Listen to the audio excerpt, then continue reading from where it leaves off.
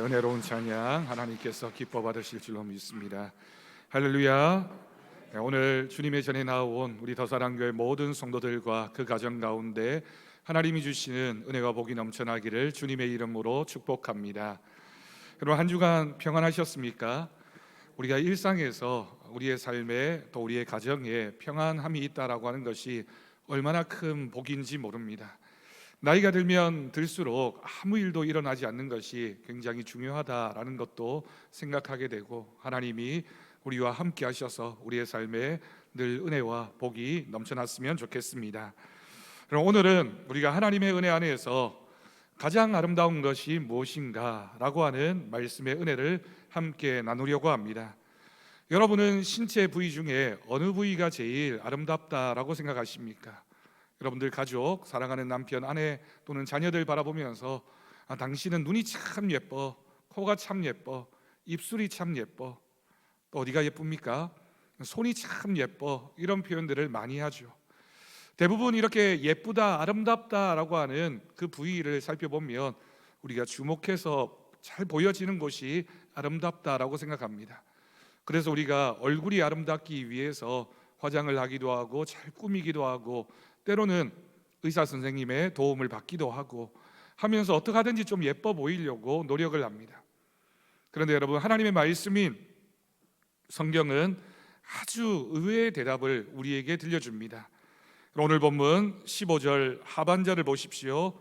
기록된 바 아름답도다, 좋은 소식을 전하는 자들의 발이여함과 같다라고 말씀했습니다. 중간에 수식되어진 말을 빼면 이렇게 표현할 수 있습니다. 아름답도다 발이여라고 하는 문장입니다. 뭐가 제일 아름답다고요? 발이 아름답다. 손이 아름답다라고 하는 말은 우리가 들어봤지만 발이 아름답다라는 말은 들어보셨습니까? 오늘 말씀은 발이 아름답다라고 말합니다. 그럼 우리가 가족, 그것도 아주 가까운 가족이 아니라면 다른 사람의 발을 보는 일은 흔한 일이 아닙니다. 여러분, 우리가 매주일마다 만나는 관계이지만 여러분, 제 발을 한번 보신 적이 있으십니까? 아니면 우리 장로님들 발을, 권사님들 발을 보신 적이 있으십니까? 그렇지 않죠. 아주 특별한 경우가 아니면 다른 사람의 발을 보는 것은 굉장히 친밀한 관계에서만 있는 일입니다. 왜 그렇습니까? 사실 우리 발은 우리 몸에서 가장 낮은 곳에 있고요, 때로는 냄새도 나고요, 거칠고 굳은 살이 박혀있는 투박한 곳입니다. 그런데 왜 하나님은 그 발이 제일 아름답다라고 말씀하셨을까요? 그 발이 복음을 메고 움직이는 발이기 때문입니다. 모든 발이 다 아름답다라고 하는 것이 아니라 하나님의 복음을 전하는 그 발이 아름답다라고 하나님께서 말씀하셨습니다. 오늘 본문 말씀을 통해서 우리 교회가 다시 한 번 더 전도의 사명을 깨닫고 우리의 발걸음이 하나님 보시기에 정말 아름다운 보석과도 같은 그런 발걸음, 그런 발이 되는 은혜를 누릴 수 있기를 소망합니다. 여러분, 먼저 오늘 본문 8절 말씀을 주목해 보십시오. 그러면 무엇을 말하느냐? 말씀이 내게 가까워 내 입에 있으며 내 마음에 있다 하였으니 곧 우리가 전파하는 믿음의 말씀이다 라고 기록하고 있습니다. 사도 바울이 이 말씀에서 이렇게 말하고 있습니다. 구원이, 우리가 믿는 사람이라면 구원받기를 원하잖아요. 구원이, 또 다른 말로 얘기하면 세상 사람들도 알고 있는 천국이라고 하는 표현입니다. 구원이 어디에 있다고요? 구원이 하늘 꼭대기에 있어서 우리가 올라가야 하거나 무덤 깊은 곳에 있어서 우리가 내려가야 얻을 수 있는 곳이 아니다라고 말하고 있습니다.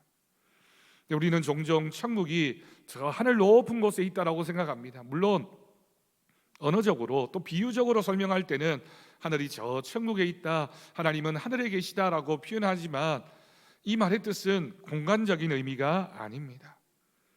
구원이 어디에 있을까요? 천국이 어디에 있을까요? 구원과 천국을 얻게 하는 복음은 우리에게 어디에 있습니까? 여러분, 그 말씀은 이미 예수님께서 우리에게 하신 말씀입니다. 예수님께서 공생애를 시작하시면서 처음으로 선포하셨던 말씀이 회개하라, 천국이 어떻게 되었다고요? 가까이 왔다라고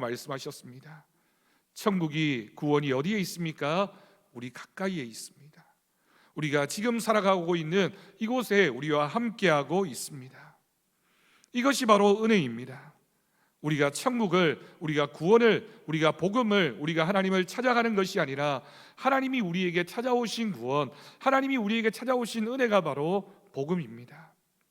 우리는 여전히 죄악 가운데 있었지만 우리를 먼저 사랑하신 하나님께서 우리에게 친히 찾아오신 그 사건, 그것이 바로 구원이며 복음인 줄로 믿습니다. 그리고 9절과 10절 말씀에서 그 구원을 얻는 방법, 구원의 원리를 아주 명확하게 정리하고 있습니다. 9절과 10절 말씀을 봅니다. 네가 만일 내 입으로 예수를 주로 시인하며 또 하나님께서 그를 죽은 자 가운데서 살리신 것을 내 마음에 믿으면 구원을 받으리라. 그러면서 사람이 어떻게 된다고요? 마음으로 믿어 의에 이르고 입으로 시인하여 구원에 이르느니라. 어떻게 하면 구원을 받을 수 있습니까? 우리의 마음에 주님의 구원을 인정하는 마음이 있고 우리의 입술의 고백을 통하여 주님의 구원을 시인하면, 그 입술의 고백이 있으면 그 사람에게 구원이 주어진다라고 하는 말씀입니다. 여러분, 기독교에서 말하는 구원은 복잡한 철학적인 탐구의 결과가 아닙니다. 타 종교에서는 구원을 받으려면 오랜 기간 참선을 하거나 수행을 해야 되고 다른 사람들에게 공덕을 베풀어야 되고 내가 뭔가 큰 깨달음이 있어야지만 그 사람이 구원을 받을 수 있다라고 이야기합니다. 그러나 기독교는 굉장히 단순합니다. 마음으로 믿고 입으로 고백하는 단순한 반응, 어떻게 보면 그렇게 해서 구원을 받을 수 있나라고 생각할 만큼 굉장히 쉬운 모습을 통하여 구원을 받을 수 있습니다. 네 마음에 예수의 복음이 있으면, 네가 예수를 주라 고백하는 입술의 시인, 입술의 고백이 있으면 너에게 구원이 있다라고 우리 주님이 말씀하셨습니다. 그런데 여러분, 여기서 중요한 점이 있습니다. 누군가가 마음으로 믿고 입으로 시인하게 하려면 그 마음과 그 입에 무엇이 전달되어져야 될까요? 복음의 말씀이 전달되어야 한다는 사실입니다. 말씀이 가까이 오지 않으면 그 마음에 어떻게 주님을 고백할 수 있겠습니까? 그 입술에 어떻게 주님을 시인하는 모습이 있을 수 있겠습니까? 말씀이 가까이 가야지만 믿음이 생겨나게 됩니다.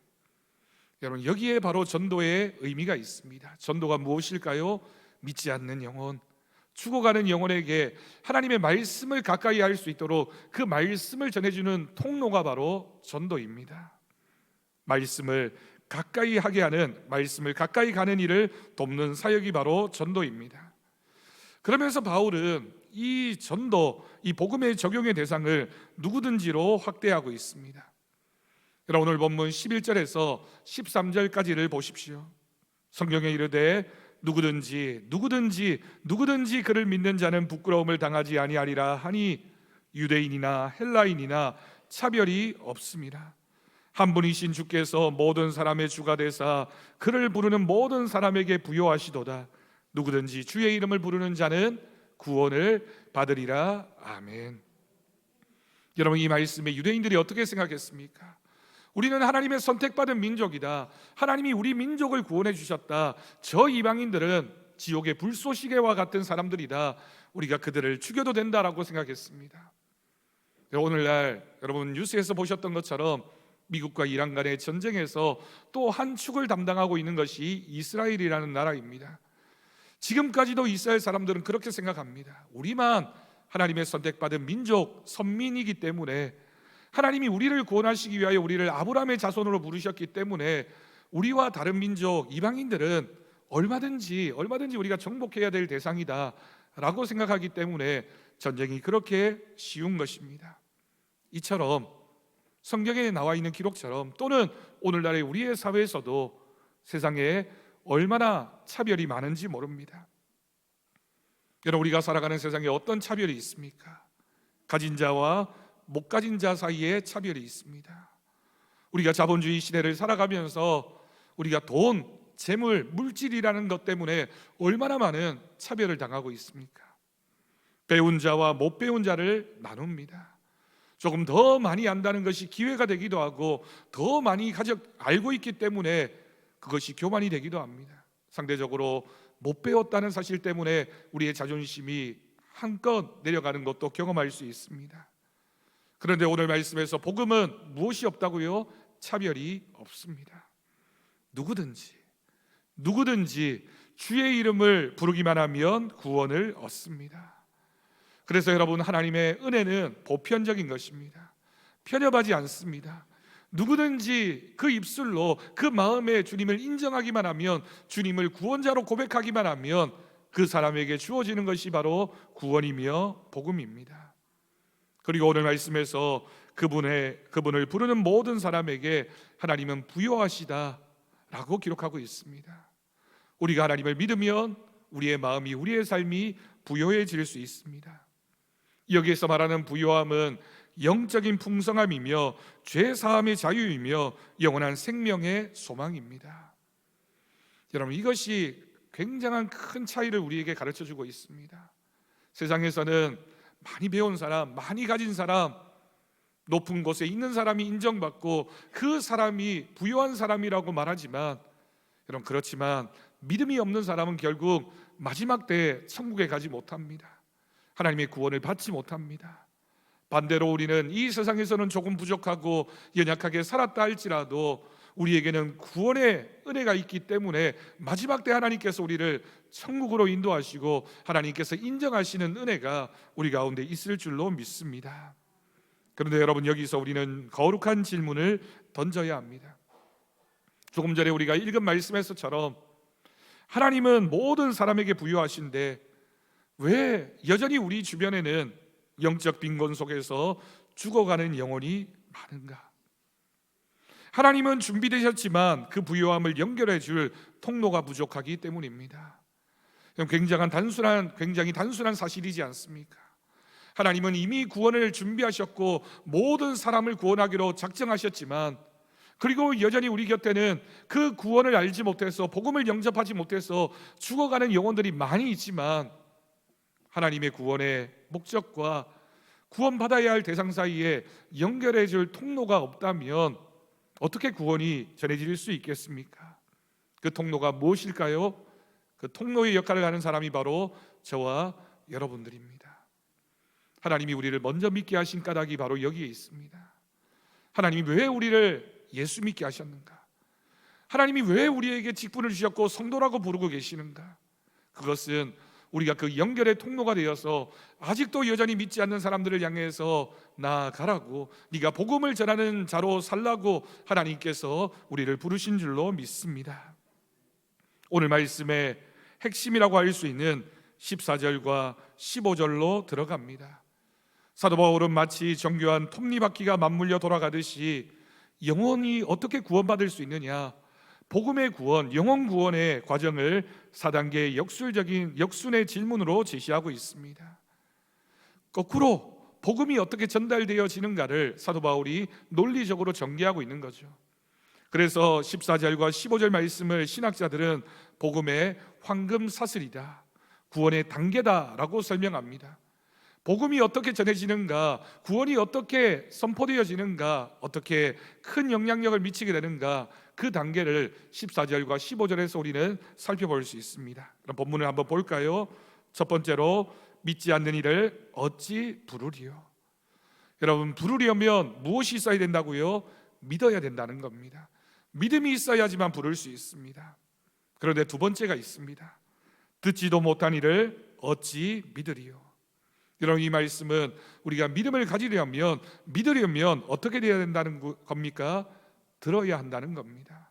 믿음을 가지기 위해서는 들어야 된다. 세 번째는 무엇입니까? 전파하는 자가 없이 어찌 들으리요? 우리가 그렇게 들으려면 누군가가 말해줘야 됩니다. 전해주어야지만 우리가 들을 수 있습니다. 마지막으로, 보내심을 받지 아니하였으면 어찌 전파하리요? 우리가 전파하는 사람이 되려면, 말해 주려면 보냄을 받아야 합니다. 여러분, 이것이, 이 논리적인 흐름의 결론을 우리에게 여러분 한번 생각해 보십시오. 하나님은 이 세상의 구원을 위해 사람을 쓰기로 작정하셨다는 겁니다. 그렇게 생각할 수 있습니다. 하나님께서 왜 이렇게 번거롭게 하셨을까? 왜 하나님의 복음이 전해지기 위해서 꼭 매개자인 사람이 필요할까? 하나님이 큰 천둥소리와 같은 소리로 복음을 외치실 수도 있을 텐데, 누구나 들을 수 있을 만큼 하나님이 직접 말씀하시면 얼마나 쉽고 편리할까 생각할 수 있습니다. 또는 천사들을 동원해서 밤하늘에 별로 너희들 예수 믿으라 라고 별의 모양으로 많은 사람들에게 보여줄 수 있게 한다면 굉장히 쉽지 않을까라고 생각할 수도 있습니다. 그런데 여러분, 성경은 뭐라고 얘기합니까? 하나님께서는 사람을 사용하시는 분이십니다. 그러면서 성경 말씀에 하나님은 미련해 보일지라도 전도에 미련한 것을 통해서, 다시 말해 믿는 자의 입술과 보냄을 받은 자의 발을 통해서 하나님의 역사를 이루어 가십니다. 여러분, 왜 이럴 수밖에 없을까요? 죄인인 우리는 하나님이 아무리 우리에게 말씀하셔도 죄가 가득한 심령 속에는 하나님의 음성이 들릴 수가 없습니다. 왜냐하면 하나님은 거룩하신 분이시고 우리는 죄인이기 때문입니다. 그래서 죄인이었던 우리가, 하나님의 복음을 영접한 우리가 하나님의 말씀을 전해 주어야 합니다. 믿는 자의 입술이 필요한 까닭, 그리고 보냄을 받은 자의 발이 필요한 까닭이 바로 여기에 있습니다. 하나님은 우리를 통하여 역사하십니다. 또한 우리가 그와 같은 역할을 통하여 하나님께 복받는 인생이 되기를 원하십니다. 우리가 이 거룩한 일에 부름을 받았고 이 거룩한 일에 사용되어질 때 하나님이 얼마나 기뻐하시겠습니까? 그래서 오늘 말씀에서 복음을 전파하는 자의 발이 아름답다라고 말씀하셨습니다. 하나님이 우리를 창조하셨고 우리의 모든 것을 아시는 분이시지만, 네가 복음을 전하는 자의 발이 되어진다면 너는 아름다운 인생이다 라고 하나님이 말씀하십니다. 그런데 여러분, 그 발이 움직이지 않으면 저 건너편에 있는 영혼은 들을 기회조차 얻지 못하고, 들을 수 없으니 믿을 수 없고 믿지 못하니 주의 이름을 부를 수 없습니다. 여러분, 그래서 전도는 누군가의 영적 생명줄을 이어주는 가장 숭고한 움직임임을 믿습니다. 여러분, 우리가 이 전도하는 자의 발이 되기를 원합니다.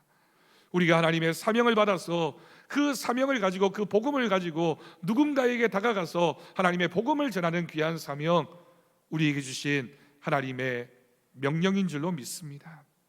여러분, 문제가 하나 있습니다. 우리가 전도가 이렇게 중요한 일이고 전도해야지 라고 생각은 하지만 우리는 종종 전도를 너무 어렵게만 생각합니다. 전도가 어렵다고 생각하는 사람들의 생각이 어떤 표현일까요? 내가 성경을 잘 몰라서 전도할 수가 없습니다. 말 주변이 없어서 누군가에게 전하기가 어렵습니다.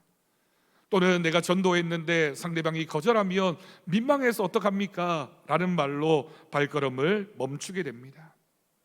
하지만 여러분, 전도는 그렇게 꼭 지식이 있어야 되고 힘들게 수고해야만 하고 뭔가 우리가 대단한 능력이 있어야지만, 특별한 은사가 있어야지만 할 수 있는 일은 아닙니다. 제가 이전교회였던 경주에서 사역할 때 있었던 일을 여러분들에게 나누려고 합니다. 제가 직접 경험했던 일이기 때문에 여러분들에게 큰 도전이 되는 이야기가 될 줄로 믿습니다. 전도는 결코 거창한 것이 아니라 단순한 순종이라는 사실을 제가 알았던 일입니다. 경주에 있을 때 그 교회에서 전도잔치를 하게 되었습니다. 전도잔치를 준비하면서 좀 훌륭한 분을 모시고 집회를 한번 했으면 좋겠는데 누가 좋을까라고 생각을 하다가 한 분을 소개받았습니다. 서문시장에서 금은방을 하시면서 대구 서문교회 전도왕으로 유명한 이종근 장로님이라는 분을 모시고 전도 집회를 하게 됩니다. 이분이 여러 말씀들을 하시면서 전도 방법 하나를 알려주셨습니다. 그리고 그 말씀을 따라서, 그 이야기를 따라서 전도를 시작했습니다. 그 장로님이 제시했던 전도법이 간단했습니다. 조금 전에 말씀드렸던 것처럼 우리가 전도한다고 하면 누군가를 만나고 대화를 해야 되고 상대방의 반응을 살피고 복음을 전하는 것이 굉장히 어렵게 느껴지곤 합니다. 그래서 성격적으로 전도가 힘들다라고 생각하는 분들이 굉장히 많습니다. 저도 마찬가지입니다. 전도하려면 좀 외향적이어야 되고 인간관계도 많아야 되고, 특히나 신앙생활을 오래 한 분들은 내 주변에 예수 믿지 않는 사람들이 별로 없는데 어떻게 내가 전도해야 되나 라는 생각도 하곤 합니다. 이 장로님이 이런 방법을 제시하셨습니다. 이 장로님은 당시에 렌틸콩으로 전도하는 방법을 가르쳐 주셨습니다.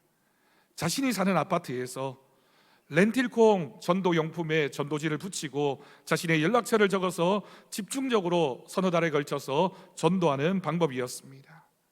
그 말을 따라서 온 교회 성도들이, 전도대원들이 함께 참여했습니다. 여러분, 경주라고 하면 여러분들은 거기에는 기와집, 한옥들만 많겠지라고 생각하지만 실제로 경주 사람들은 다 대부분 아파트에 삽니다. 제가 있었던 교회가 황성동이라고 하는 동네였는데 거기에 3만 명 인구가 살았습니다. 대부분 아파트에 사는 분들이었습니다. 그 아파트 20층 아파트를 오르내리면서 하루에 보통 서너 라인을 돌며 렌틸콩을 붙였습니다. 여러분 생각해 보십시오. 20층 아파트입니다. 올라갈 때는 걸어서 올라가고 내려올 때는 엘리베이터를 탔습니다. 한 사람이 서너 라인을 맡았습니다. 그러면 20층을 하루에 3번, 4번 올라가야 했습니다.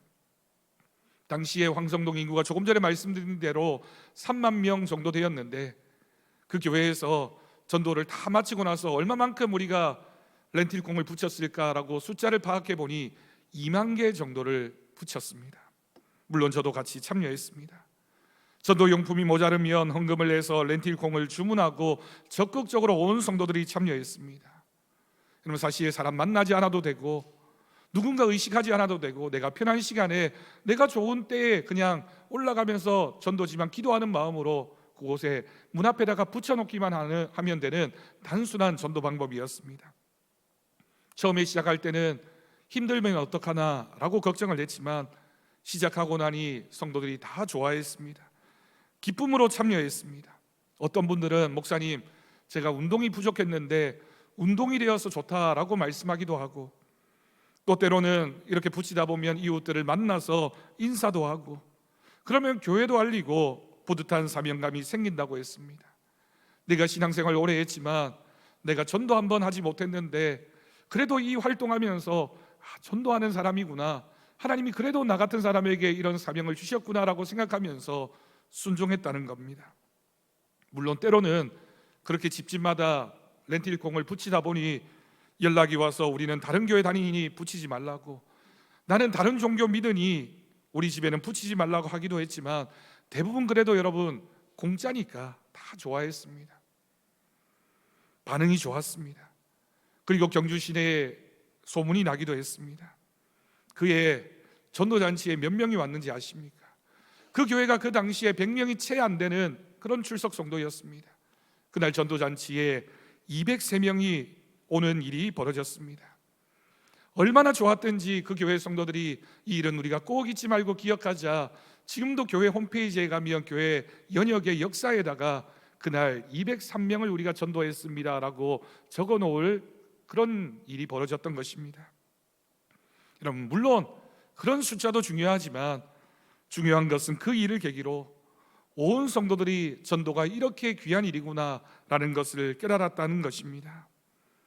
그분들이 이렇게 고백했습니다. 목사님, 제가 전도하지 않고 있었군요. 전도하려고 노력하지 않았군요. 전도하면 되는군요. 그리고 결국 전도는 나에게 은혜가 되는 일이군요 라고 응답했습니다. 그러면서 성도들이 느꼈습니다. 교회 분위기가 바뀌는구나. 묻지도 따지지도 말고 일단 순종해야겠구나. 운동이 되는구나. 건강해지는구나. 어떤 분들은 그때 살을 빼고 그때 운동 열심히 시작한 일이 지금까지도 건강에 큰 도움이 되었다라고 이야기하곤 합니다. 물론 여러분, 개인마다 편차도 있고 또 어떤 분들은 계단을 오를 수 없는 그런 건강 상태인 분들도 있습니다.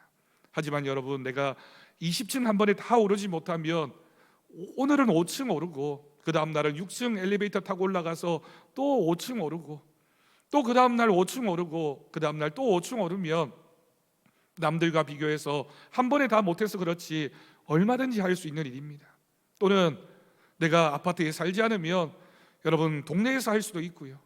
또는 내가 그 아파트에 살지 않아도 혹시 문 열려 있는 아파트 있으면 들어가서 그냥 내가 그 아파트 위에서 기도하면서 한 동을 하나님이 나에게 분양해 주셨구나라고 생각하고 순종하는 마음으로, 기도하는 마음으로 여러분 한번 해보십시오.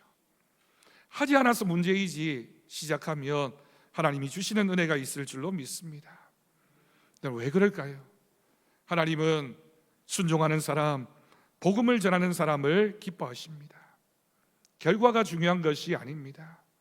얼마나 많은 사람이 교회에 오게 되었느냐, 여러분 중요하지 않습니다.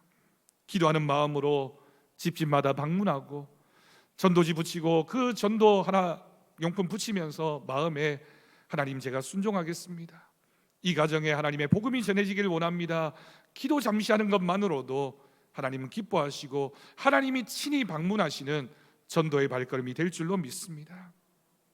그러니 여러분, 꼭 숫자로 결과로 응답받는 것이 아니라 그 전도의 발걸음을 하나님께서 귀하게 보실 줄로 믿습니다. 우리 더사랑교회가 모두 함께 이 전도를 시작하려고 합니다. 우리 교회에서는 렌틸곡이 아니라 혼합 7곡 이렇게 준비했습니다. 전도지하고 같이 붙여서 쉽지 않습니까? 누구 의식할 필요도 없습니다. 내 좋은 시간에 주일날이든 평일이든 내가 받아서 가서 붙여놓기만 하면 됩니다. 여러분, 오늘 말씀에 감동이 있다면 나가시다가 교회 문 앞에 신청서에 이름 적으시면 됩니다. 그러면 우리 광 목사님이 그분들만 모아서 단체 톡방 만들고 함께 전도하고 함께 기도하면서, 그리고 여러분들 숫자만큼 받아가셔서 전도하면서 우리가 하나님의 거룩한 일에 참여할 수 있기를 부탁드립니다. 사랑하는 성도 여러분, 이것이 오늘 본문이 말하는 아름다운 발의 실체입니다. 여러분, 무엇이 아름다운 발입니까? 20층 아파트 계단을 땀 흘리며 오르내리던 그 투박한 발들이 아름다운 발입니다. 전도용품 하나 붙이면서 기도하던 그 손길들이 그 동네를 복음의 동네로 만들지 않았을까요? 여러분, 우리 교회가 있는 이 지역을 예수 마을로 만들기를 원합니다. 말씀을 맺겠습니다. 하나님은 오늘 우리 더사랑교회 성도들에게도 동일한 순종을 요구하십니다. 하나님이 기뻐하시는 것은 우리의 화려한 그런 말이나 논리나 대단한 지식이 아닙니다. 하나님은 순종하는 사람, 하나님 말씀을 듣고 하나님 그렇게 하겠습니다라고 응답하는 사람을 하나님은 기뻐하십니다.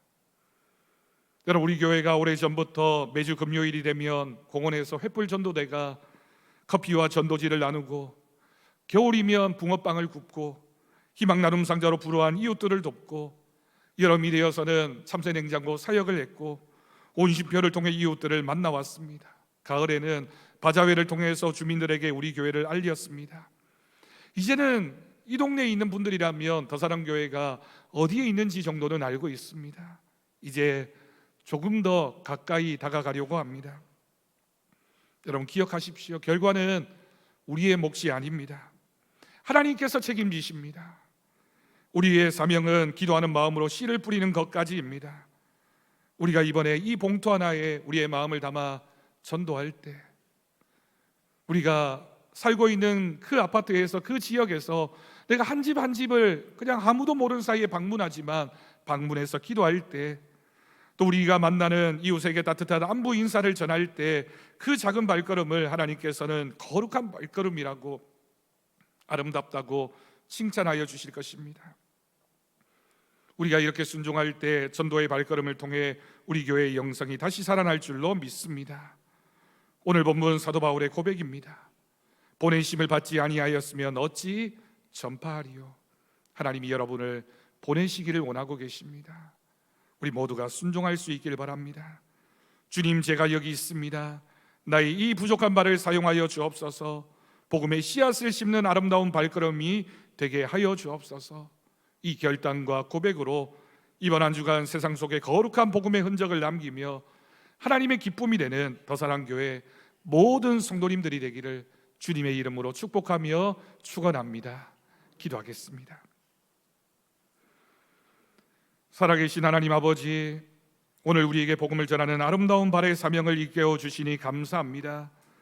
그동안 우리가 전도를 너무 무거운 짐으로만 생각하고 뒷걸음질 쳤음을 고백합니다. 이제는 주님의 명령에 의지하여 묻지도 따지지도 않고 순종의 발걸음을 내딛게 하여 주옵소서. 우리가 전하는 이 전도용품 하나, 그 하나 씨앗을 심는 작은 정성을 보일 때 하나님께서 영혼의 열매를 맺게 하실 줄 믿습니다. 우리 더사랑교회가 복음의 기쁨으로 춤추는 공동체가 되게 하시고 전하는 자의 복을 충만히 누리게 하여 주옵소서. 우리를 보내시는 예수 그리스도의 이름으로 기도드립니다. 아멘. 감사 찬송 505장 함께